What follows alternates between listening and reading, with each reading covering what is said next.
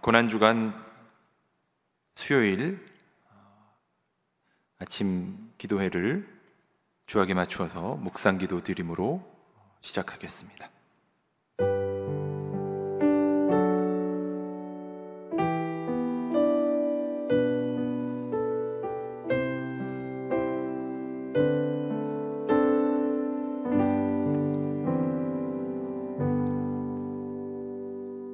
그가 찔림은 우리의 허물 때문이요 그가 상함은 우리의 죄악 때문이라.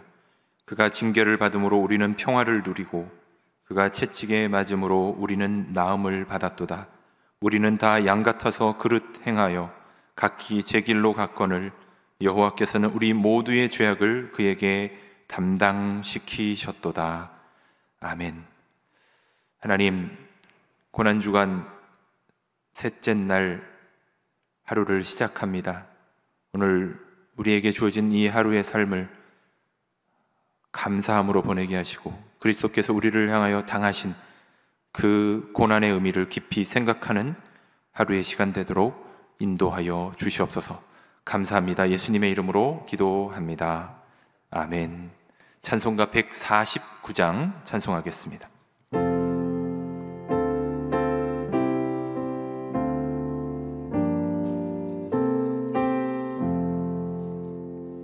주 달려 죽은 십자가 우리가 생각할 때에 세상에 속한 욕심을 헛된 줄 알고 버리네. 죽으신 구주 밖에는 자랑을 말게 하소서. 보혈의 공로 힘입어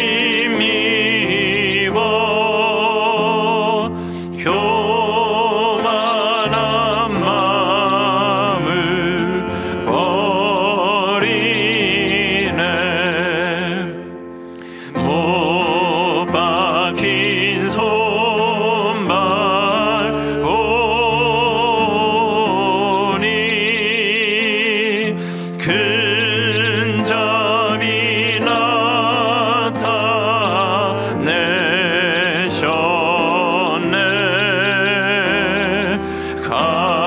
가시로 만든 면류관 우리를 위해 쓰셨네. 온 세상 만물 가져도 주의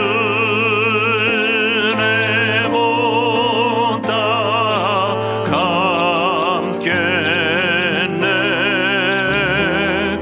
놀라운 사랑 받음나 몸으로 제물 삼겠네.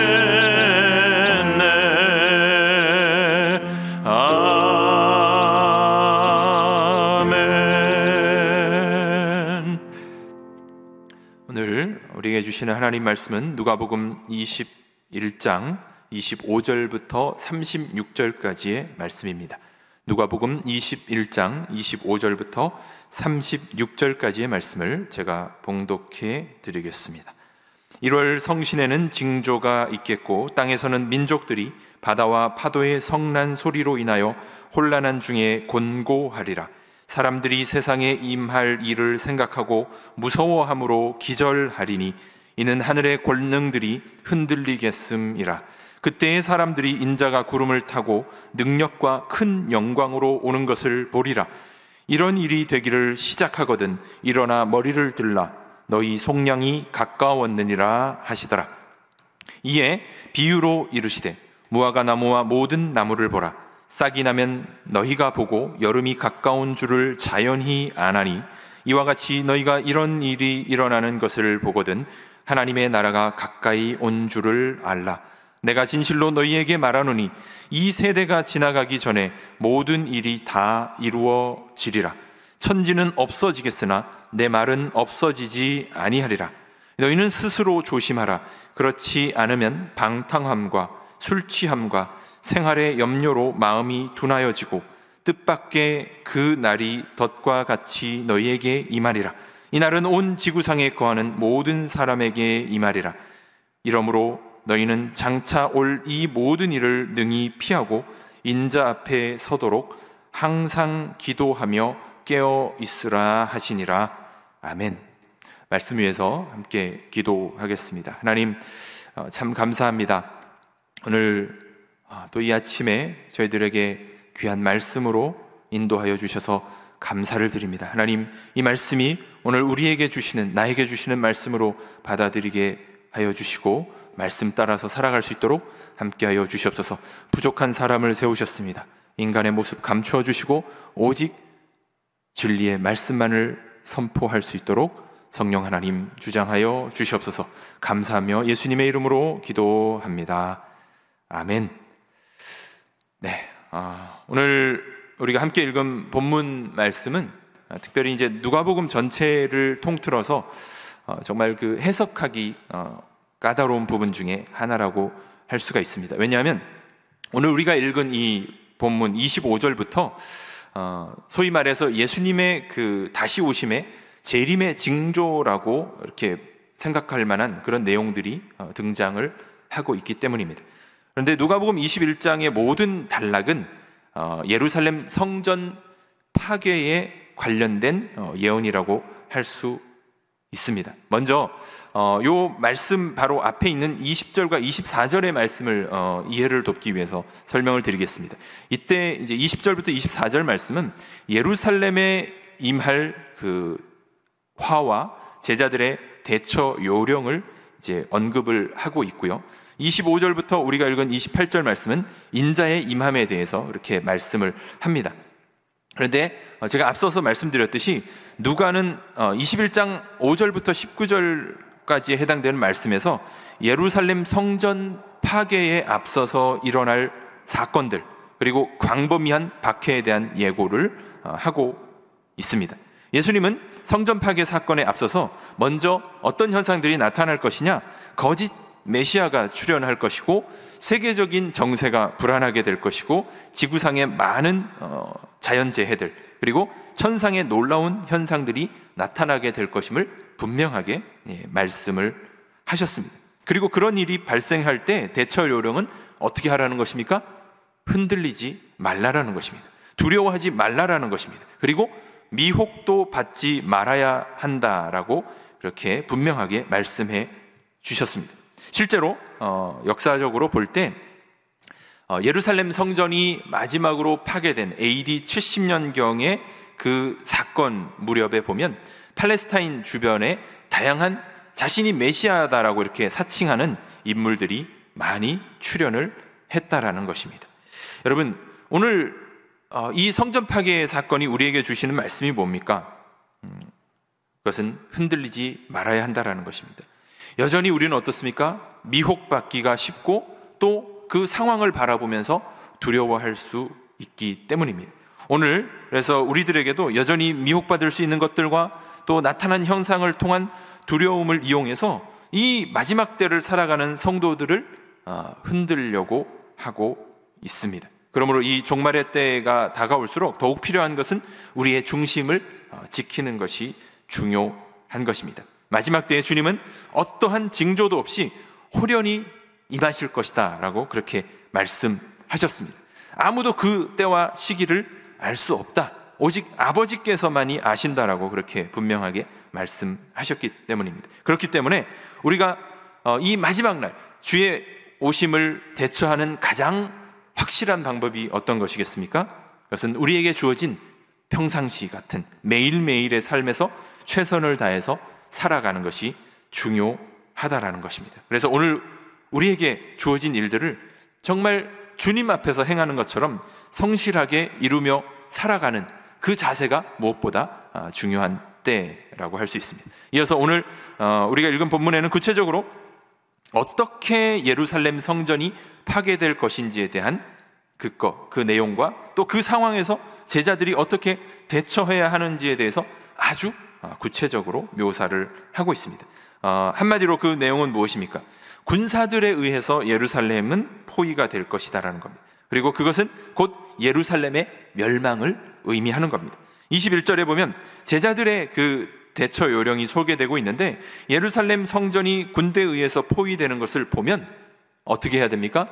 예루살렘 성으로 들어가서는 안 되고, 예루살렘 주변에 있는 사람들은 비교적 안전한 공간인 산으로 올라가야 한다라고 이야기를 합니다. 그리고 그 도시 안에 있는 자들도 밖으로 급히 피난해야 한다라고 말씀을 합니다.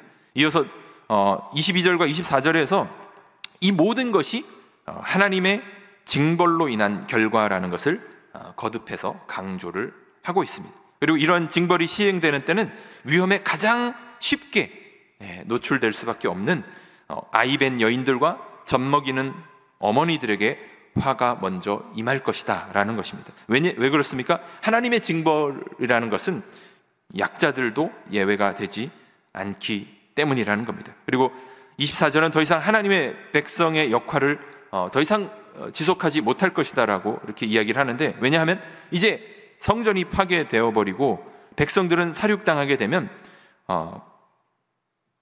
포로로 잡혀가게 되고 그런 운명에 처해지면 더 이상 그런 역할을 못하게 되기 때문이라는 것입니다. 오늘 이 동일한 말씀이 마태복음과 또 마가복음에 기록이 되어 있는데요, 특별히 이 가장 복음서 중에서 먼저 기록되었던 마가복음 13장 14절부터 20절의 이 말씀을 살펴보면, 마가복음에서는 이 내용이, 동일한 내용이 상징적인 단어로 기록이 되어 있습니다. 그런데 우리가 읽은 이 말씀 누가복음에는 매우 사실적으로 구체적인 언어로 기록을 하고 있다라는 것입니다. 왜 이런 차이가 나는 것일까요? 아마도 이 누가복음을 기록한 누가가 누가복음을 기록하면서 먼저 기록된 마가의 기록을 참조하는 과정에서 이렇게 생겨난 것이다라고 추측을 할 수 있는 것이죠. 가장 먼저 쓰여진 마가복음을 참고해서 기록한 누가복음은 아마도 이 저작 시기에 관련된 다양한 견해들이 있지만 오늘 내용을 미루어 짐작컨대 예루살렘 성전이 파괴된 AD 70년 그 즈음일 것이다라고 생각할 수 있는 겁니다. 누가는 마가가 이런 일이 있을 것이다라고 예언적인 성격으로 상징적으로 기록한 내용을 이미 일어난 역사적인 사건들을 비추어서 구체적으로 매우 사실적으로 기록할 수 있었다는 겁니다. 예를 들어보면요, 20절에 포위당했다라는 표현이나 24절에 칼에 죽임을 당한다든지 포로로 잡혀간다라는 이런 진실은 바로 예루살렘 성전의 그 파괴가 일어난 후에 기록이 된다는 것입니다. 또한 이미 예루살렘 성전의 파괴로 말미암아서 그 이스라엘 백성들은 어떻게 됐을까요? 굉장한 충격에 쌓여 있었을 것이 분명하다는 거죠. 그래서 그 당시에 독자들에게 오히려 지금 필요한 것은 어떤 것입니까? 예루살렘 성전 파괴에 대한 신학적인 해석이 필요하다라는 것을 알고 있었습니다. 그래서 누가는 상징적인 언어가 아니라 매우 사실적인 그 내용을 기록을 하고 있는 것이고요, 오히려 왜 이러한 일이 일어났는가에 대한 신학적인 해석과 또 하나님의 징벌의 결과라는 것을 굉장히 자세하게 진술을 하고 있는 것입니다. 25절과 28절 우리가 읽은 말씀에 보면 대다수의 학자들은 우리가 읽은 이 단락이 예수님의 재림 사건과 연관되어서 이렇게 해석해야 된다라고 그렇게 주장을 합니다. 그런데 자세히 보면 이것은 좀 문맥상 이런 해석이 무리가 따를 수 있다는 겁니다. 왜 그렇습니까? 가장 중요한 이유로 보면 21장 7절에서 예수님께서 이 예루살렘 성전이 파괴될 것이다 라는 그 말씀을 하시자 7절에서 제자들이 이렇게 질문을 합니다. 그러면 어느 때에 이런 일이 있겠사오며 이런 일이 일어날 때 무슨 징조가 있겠사옵나이까? 라고 질문을 하는 거죠. 이것은 명백히 성전 파괴의 때와 징조에 관련된 제자들의 질문입니다. 그래서 이 7절 이후로 쭉 읽어보면 어떤 주제의 전환을 증명할 만한 요소가 등장하지 않습니다. 그런데 갑자기 25절부터 이 해석을 주님의 재림의 징조로 해석하는 것은 상당히 문맥 흐름상 이렇게 부자연스럽다라는 것이죠. 그리고 제가 말씀드렸던 24절과 25절 사이에는 시간적인 단절이 찾아보기가 어렵습니다. 그렇다면 25절 이 말씀도 결국에는 24절에 이어서 성전 파괴에 대한 내용으로 해석하는 것이 문맥상 자연스럽다라는 것입니다. 그리고 32절에 보면 이 세대가 지나가기 전에 모든 일이 다 이루리라는 이 표현은 21장 전체를 다 포함하는 구절로 해석하는 것이 무리가 없다는 것입니다. 실제로 예수님 당시에 이 말씀을 들었던 사람들, 보통 우리는 한 세대를 30년 정도로 보고 있습니다. 그러니까 AD 70년이니까 불과 이제 30년도 지나지 않아서 그 안에 이 일들을 직접 목격하게 되었다라는 것입니다.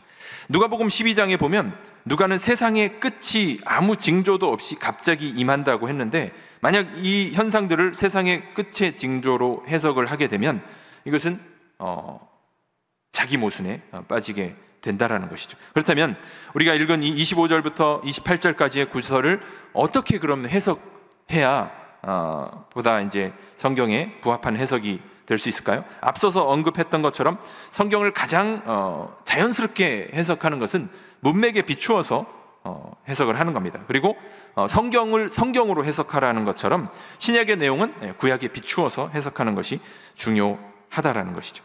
먼저 우리가 읽은 이 25절과 26절에 대한 언급은 구약 이사야 13장 10절과 34장 4절의 내용을 인용하고 이렇게 반영하는 겁니다. 이사야 13장 10절과 이 내용은 바벨론 제국의 멸망을 묘사하는 내용이고요. 그 다음에 이사야 34장 4절 말씀은 에돔을 포함한 열국에 대한 하나님의 심판을 묘사하는 어떤 그런 문학적인 표현이 되는 겁니다. 그래서 25절과 26절의 표현은 문자적인 해석만으로 이렇게 바라보는 것이 아니라 한 나라의 멸망을 가리키는 문학적인 표현으로 해석하는 것이 보다 자연스럽다라는 것입니다. 이것은 하나님의 심판에 의한 예루살렘과 또 그 성전의 몰락을 묘사한다, 이렇게 해석할 수 있다라는 것이죠. 그런데 27절에 인자가 구름을 타고 오는 것을 볼 것이다 라는 구절을 그러면 어떻게 해석해야 될까요? 이 구절은 예수님의 재림을 말하는 것이 진짜 분명해 보이지 않습니까? 인자가 구름 타고 오는 것을 보겠다, 이 표현이 처음 등장하는 것은 구약의 다니엘서 7장 13절부터 14절까지의 말씀입니다. 제가 그 말씀을 한번 읽어드리겠습니다. 내가 또 밤 환상 중에 보니 인자 같은 이가 하늘 구름을 타고 와서 옛적부터 항상 계신 이에게 나아가 그 앞으로 인도되매 그에게 권세와 영광과 나라를 주고 모든 백성과 나라들과 다른 언어를 말하는 모든 자들이 그를 섬기게 하였으니 그의 권세는 소멸되지 아니하는 영원한 권세요 그의 나라는 멸망하지 아니할 것이니라. 아멘. 여러분, 여기 다니엘서에서 인자의 오심이라는 이 단어의 뜻은 인자가 땅으로 온다라는 의미가 아니라 권위와 영광을 받기 위해서 1차적으로 하나님 아버지께 나아가는 것이고요, 그 결과가 어떻게 됩니까? 인자의 권위와 왕권이 온 세상에 알려지는 것을 의미한다라는 겁니다. 이런 의미에서 보면 이 예수님께서 말씀하신 이 성전 파괴에 대한 것들은 인자가 심판자로서 권위를 가지고 있다라는 것이고요, 다시 말해서 예루살렘 성전 파괴를 이렇게 그 말씀대로 이루어진 것을 가장 구체적이고 공개적으로 보여주는 행위가 된다라는 겁니다. 그래서 이 구절은 예루살렘 성전 파괴를 지칭하는 데 쓰이는 그런 구절이 되는 것입니다. 27절에 인자가 구름을 타고 큰 영광 중에 온다. 이것은 한마디로 예수님이 하나님의 아들로서 권위가 성전 파괴되는 것으로 이미 그 앞에서 말씀하신 것 그대로 이루어진 것을 입증하는 것이 되고, 그것이 바로 인자가 구름을 타고 영광 중에 오는 것이다라고 문학적으로 표현을 하고 있는 것입니다. 또한 28절은 인자로서 예수님의 진정한 권위를 입증해 준 성전 파괴와 더불어서 이 사건은 어떻게 되는 겁니까? 제자들이 확실히 하나님 나라의 백성으로 들어가게 될 것을 보여주는 구체적인 사건이 된다라는 것입니다.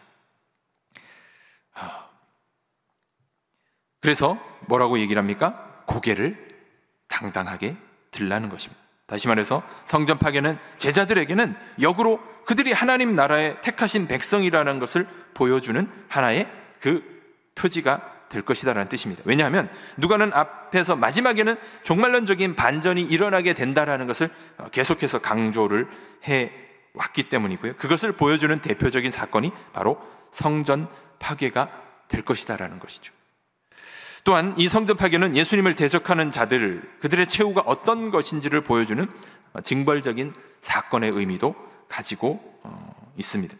앞서 말씀드린 것처럼 누가는 이 사건에 대해서 예언의 초점을 맞추기보다는 이 사건에 대한 일어난 후의 해석에 초점을 맞추고 있습니다. 왜냐하면 누가가 이것을 기록했을 당시, 그것은 이미 성전 파괴가 일어났고 모든 사람들이 그 패닉에 빠진 상태였기 때문인 것이죠.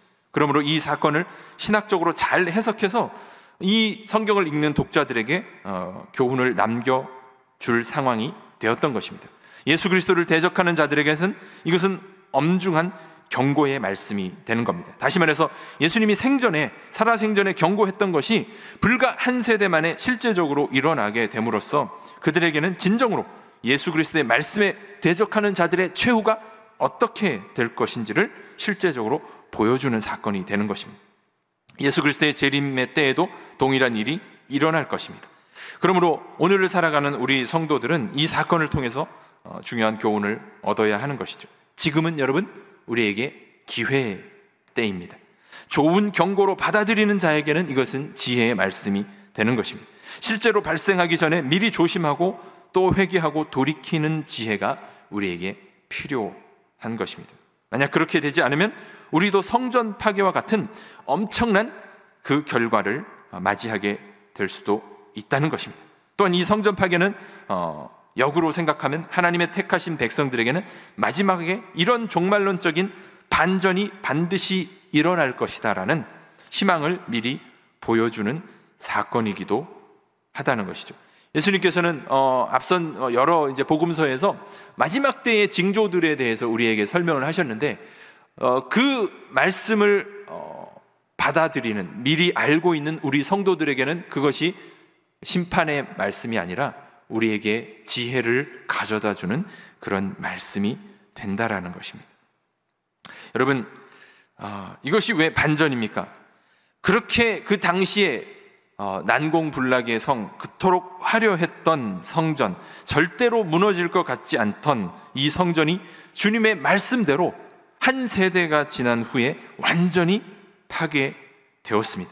예수님 재림 때에는 처음 된 자가 나중되고 나중된 자가 처음 된 날이 반드시 오게 된다는 것입니다. 여러분, 그렇기 때문에 우리 성도들은 우리가 어떻게 살아야 됩니까? 인내함으로 기도하며 살아야 한다라는 것입니다. 또한 성전 파괴는 예수님의 말씀이 하나도 땅에 떨어지지 않는다라는 것을 보여주는 예수님의 말씀의 권위를 입증하는 사건이기도 하다는 것이죠. 천지는 변해도 하나님의 말씀은 헛되지 않는다라고 말씀하셨습니다. 말씀은 반드시 이루어집니다. 주님의 언약은 결단코 변하지 않는다는 것입니다. 그러므로 말씀을 깊이 우리가 신뢰하고 받아들이는 것이 무엇보다 중요하다는 것이죠. 오늘 이 사건은 대적자들에게는, 예수님의 말씀을 대적하는 자들에게는 경고의 말씀이 되지만 하나님의 말씀에 능력이 있고 주의 말씀은 신실하다는 것을 보여주는 그런 사건이기도 합니다. 여러분, 우리가 살아가는 이 시대의 상황을 보면 상황을 바라보면 너무나 답답하고 두려움이 찾아오고 염려가 찾아오지만 우리가 상황을 바라보기 이전에 하나님의 그 분명한 약속의 말씀을 붙잡고 그 말씀을 믿어야 한다는 것입니다. 우리의 말씀에는 능력이 있고 권위가 있다라는 것입니다. 그리고 이어지는 29절과 31절 말씀에서는 자연 이미지를 사용하고 있습니다. 무화과 나무가 겨울이 되면 잎이 떨어졌다가 여름이 되면 어떻게 된다는 것입니까? 잎이 돋아나듯이 이런 자연적인 여러 가지 징조가 보이면 미리 준비해야 된다는 것입니다. 그래서 그리스도인들은 어떻게 됩니까? 깨어 있어야 하고 이런 여러 가지 격변 상황 가운데에도 불구하고 믿음을 지키고 신중하게 살아가야 한다라고 말씀을 합니다. 32절과 33절 매우 짧은 격언으로 되어 있는데요, 첫 번째는 이 세대가 가기 전에 예수님의 말씀이 다 이루어진다라는 것을 제가 앞서서 말씀을 드렸고요, 두 번째는 그 말씀이 영원할 것이다 라는 것입니다. 예수님이 말씀하신 이 세대, 누가복음에서 계속 말하고 또 오늘 본문에서도 계속 볼 수 있는 것처럼 예수님과 그 말씀에 대항했던 사람들을 의미하는 것입니다. 그리고 33절에서 어떻게 말씀합니까? 예수님 자신의 말씀은 권위 있고 지속되는 영원한 말씀이다라고 그렇게 설명을 하고 있습니다. 그리고 끝으로 34절과 36절 말씀은 무엇을 말씀하고 있습니까? 이 마지막 때 이 살아가는 성도들이 어떻게 살아야 됩니까? 스스로 조심하고 방탕함과 술 취함과 염려에 사로잡혀서 우리의 마음의 중심을 잃어버리고 세상에 휩쓸리지 않기 위해서 깨어서 기도하라, 이렇게 권면하고 있는 것입니다. 세상 끝날까지 우리를 보호하시는 하나님을 신뢰하고 인내하며 낙심치 말아야 하는 것입니다. 여러분, 그래서 이 마지막 때의 싸움은 무엇입니까? 믿음의 싸움입니다. 주님께서는 마지막까지 우리를 온전히 보호하신다라고 약속해 주셨습니다. 우리를 무사히 하나님 나라까지 인도하실 것이고 대적자들 앞에서도 당당히 할 말을 예비해 주실 것입니다. 그러므로 여러분, 온전히 주님을 신뢰하며 인내하셔야 합니다. 그리고 기도해야 하는 것입니다. 믿음과 인내 그리고 기도는 마지막 날 이 시대를 살아가는 성도들의 온전한 표지가 될 것입니다. 하나님을 신뢰할 때 우리가 인내할 수 있고 또 기도할 수 있기 때문입니다. 바로 앞선 장 누가복음 보면 18장에 보면 낭망하지 말고 인내로서 기도할 수 있는 믿음, 그것이 우리에게 필요하다는 것입니다. 오늘 우리가 하나님을 신뢰하기에 낭망하지 않고 인내함으로 기도할 수 있는 것, 그것이 무엇인지 구체적으로 여러분들의 상황을 놓고 기도하시기를 바랍니다. 여러분, 이제 말씀을 맺겠습니다. 예수님의 제자라고 해서 심판에서 절대 예외가 되지 않겠죠. 도리어 모든 사람에게 심판이 닥칠 것이지만 믿음으로 살아가는 사람들은 예수님 앞에 온전히 설 수 있을 것입니다. 앞에 선다, 주님 앞에 선다라는 것은 우리가 영원한 삶을 산다라는 것을 의미합니다. 마지막 때에 깨어서 기도하시며 또 인내하시고 주님 앞에 서는 그날까지 승리의 삶을 살아가시는 저와 여러분들 되기를 주님의 이름으로 간절히 축원드립니다. 기도하겠습니다. 하나님, 오늘 예루살렘 성전 파괴에 대한 말씀을 저희들에게 주시면서 우리가 어떻게 우리에게 주어진 하루의 삶을 살아야 할 것인지 말씀을 통해서 깨닫게 됩니다. 하나님, 세상이 어지럽고 혼란스러울수록 우리가 늘 깨어서 기도하며 말씀 가운데 인내하게 하시고 주님 앞에 서는 그날까지 우리가 승리의 삶을 살아가도록 저희들의 삶을 인도하여 주시옵소서. 감사를 드립니다. 예수님의 이름으로 기도합니다. 아멘. 285장 찬송하겠습니다.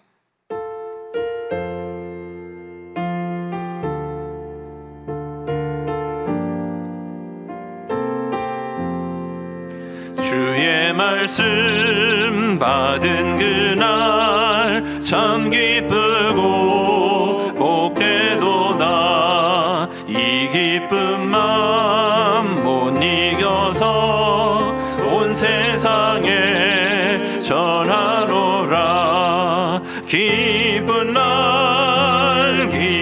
날, 주 나의 죄 다 씻은 날, 늘 깨어서 기도하고 늘 기쁘게 살아가리. 기쁜 날, 기쁜 날, 주 나의 죄 다 씻은 날, 이 좋은 날 내 천한 몸 새 사람이 되었으니 이 몸과 맘 다 바쳐서 영광의 주 늘 섬기리. 기쁜 날, 기쁜 날, 주 나의 죄 다 씻은 날, 늘 깨어서 기도하고 늘 기쁘게 살아가리. 기쁜 날, 기쁜 날, 주 나의 죄 다 씻은 날, 새 사람 된 그날부터 평안한 마음 늘 있어서 이 복된 말 전하는 일 나의 본분 삼았도다.